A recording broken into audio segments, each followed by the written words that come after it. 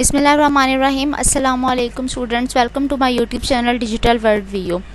इस वीडियो में मैं आप लोगों के साथ डिस्कस करूंगी CS 205 इंफॉर्मेशन सिक्योरिटी के 3 टॉपिक्स। Topic number 183, 184 and 185। इन तीनों टॉपिक्स को मैंने इस वीडियो में इसलिए इकट्ठा किया, कंबाइन किया, क्योंकि इन तीनों में डिस्कस हुआ है CIS कंट्रोल नंबर 18 जो है एप्लीकेशन सॉफ्टवेयर सिक्योरिटी।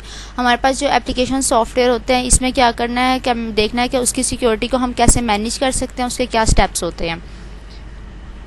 ये उसकी एंटिटी रिलेशनशिप डायग्राम बनी हुई है, ये आप लोगों ने देख लेनी है। फर्स्ट पॉइंट इसका है इस्टेब्लिश सिक्योर कोडिंग प्रैक्टिस, कि जब भी आप कोई एप्लीकेशन डिवेलप कर रहे हैं तो उसके लिए आपको क्या करना चाहिए कि जो आपकी कोडिंग प्रैक्टिस है वो बहुत ज़्यादा सिक्योर होनी चाहिए। Appropriate to the programming language and development environment being used.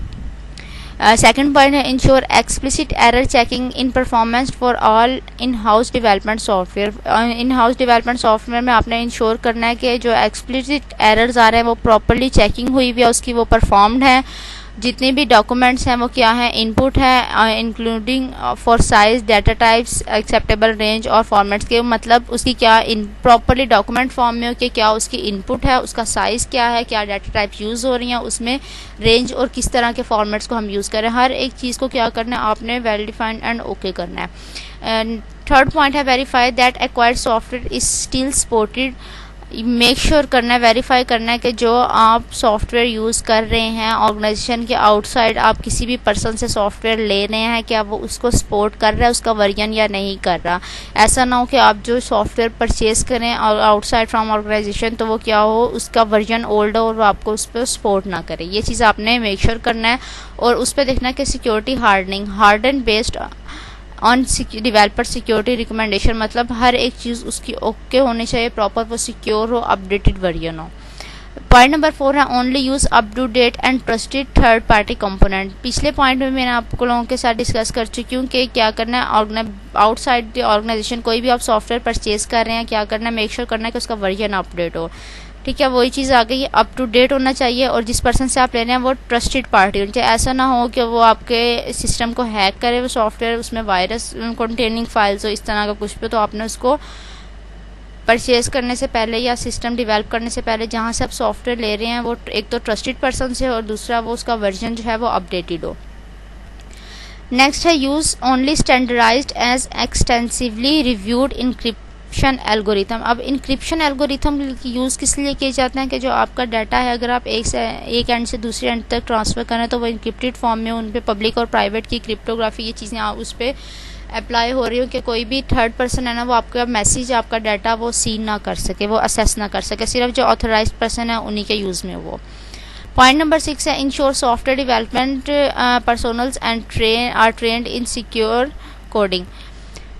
इस पॉइंट में training is training in writing source coded for their specific development environment and responsibilities. अब जो उस ऑर्गेनाइजेशन के वर्कर्स हैं जो काम कर रहे हैं उनको प्रॉपर्ली ट्रेन किया जाए, किसके लिए, सिक्योर कोडिंग के लिए, कि वो राइट करें सिक्योर कोड को अपने किसी भी स्पेसिफिक डेवलपमेंट में एक इन्वायरमेंट में रहते हुए प्रॉपर रिस्पॉन्सिबिलिटीज़ के साथ उस कोड को क्या कर लें, सिक्योरली राइट करें। जो सिक्योर कोड है उनका हर एक कोई पर्सन उसको क्या करे, असेस ना कर सके।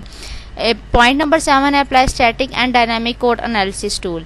अप्लाई करना है अपने उस एप्लीकेशन पे स्टैटिक और डायनामिक कोड एनालिसिस टूल्स को वेरीफाई करने के लिए that secure coding practices are being adhere for the internally developed software के जो सिक्योरिटी कोड प्रैक्टिसेस हैं वो इंटरनली जो डेवलपमेंट सॉफ्टवेयर उसको वो एडहेयर कर रही हैं या नहीं कर रही। इसलिए हमने किसके क्या अप्लाई करना है, स्टैटिक और डायनामिक कोड को अप्लाई करना है वेरीफाई करने के लिए एडहेयरिंग को कि वो कर रही हैं या नहीं।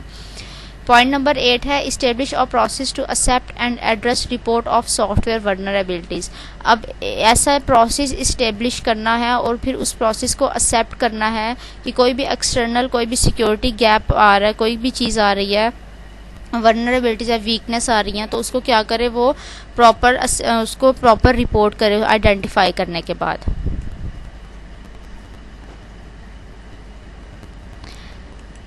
नेक्स्ट है separate production and non production system. अब इसमें क्या, developer should not have unmonitored access to production environment. के जो डेवलपर हैं वो मतलब कोई भी प्रोडक्शन इन्वायरमेंट है उसके लिए वो क्या कर सकते हैं, अनमॉनिटर्ड एक्सेस है उनके लिए। नेक्स्ट पॉइंट 10 है deploy web application firewall. Firewalls को क्या करना है, प्रॉपर्ली आप लोगों ने अपडेट करना है, उनको अलाउ करना है। ठीक है कि कोई भी पर्सन होता है, फायरवॉल में क्या आता है, ट्रैफिक आ रही है कोई भी आउटसाइड की, हमें नहीं पता होता कि वो क्या किस तरह की ट्रैफिक आ रही है, तो क्या करते हैं वो फायरवॉल जो ट्रैफिक मतलब सिक्योर नहीं है उसको वो ऑलरेडी ब्लॉक कर देता है। कि जो हमारे पास अटैकर्स होते हैं, अटैक करना चाहते हैं, वो फायरवॉल जब इनेबल कर देते हैं हम अपने सिस्टम में, अपने मोबाइल या सिस्टम में, तो वो क्या करता है उन आउटसाइडर अटैक्स को वहीं पर स्टॉप कर देता है। For application that are not web based, जो एप्लीकेशन वेब बेस्ड नहीं होंगी, specific application firewall should be deployed if such tools are available for the given application type. अगर कुछ एप्लीकेशंस क्या हमारी वेब बेस्ड नहीं है तो उनके लिए क्या होगा, स्पेसिफिक एप्लीकेशन फायरवॉल वहाँ पर डिप्लॉय किए जाएँ। क्योंकि जो हमारा वेब बेस्ड सिस्टम होता है, हमारे कंप्यूटर्स हैं, लैपटॉप्स हैं, उनमें क्या है फायरवॉल प्रेजेंट होता है, उसको हम लोग इनेबल करते हैं कि आउटसाइड कोई भी हमारे सिस्टम को अटैक ना कर सके। इफ दैट अगर क्या है ट्रैफिक इनक्रिप्टेड है, device should either sit behind the encryption और be capable for drifting the traffic prior to analysis. अब क्या है अगर ट्रैफिक हमारी इनक्रिप्टेड फॉर्म में आ रही है तो वो क्या होगा, device should be sit behind the, जो इनक्रिप्शन का पॉइंट है वो सारा कुछ क्या करेगा उसके थ्रू, अपनी क्रिप्टोग्राफी के थ्रू, इनक्रिप्शन के थ्रू उस हर चीज़ को कोई भी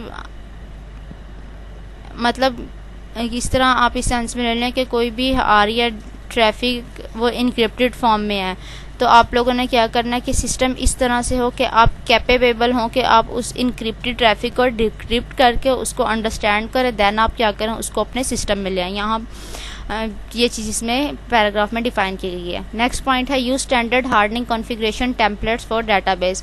अब क्या करना है कि यूज़ करना है स्टैंडर्ड हार्डनिंग कॉन्फ़िगरेशन को किसी भी डाटाबेस के लिए। अब डाटाबेस में क्या होता है, हमारा सारा डाटा तो डाटाबेस में स्टोर होता है। For application that relay on database, जो एप्लीकेशन डाटाबेस पे रिले करना है उसके लिए हमने क्या करना है, स्टैंडर्ड हार्डनिंग कॉन्फ़िगरेशन यूज़ करना है। सिक्योरिटी हार्डनिंग हमारे पास क्या थी, जो हमारा इंफॉर्मेशन सिक्योरिटी का फ्रेमवर्क था, इसकी फर्स्ट लेयर थी। मैं इसको क्या करना है, आपने मेक श्योर करना है कि डाटाबेस की जो हार्डनिंग है वो प्रॉपर्ली कॉन्फ़िगर है या नहीं है। All system that are part of critical business process should also be tested. जो पार्ट है हमारे पास क्रिटिकल बिजनेस प्रोसेस का, उनको क्या करना है, प्रॉपर्ली टेस्टेड करना है। यहाँ पर ये टॉपिक होता है कंप्लीट। नेक्स्ट वीडियो में इंशाल्लाह मैं आप लोगों से डिस्कस करूंगी नेक्स्ट टॉपिक। तब तक के लिए अल्लाह।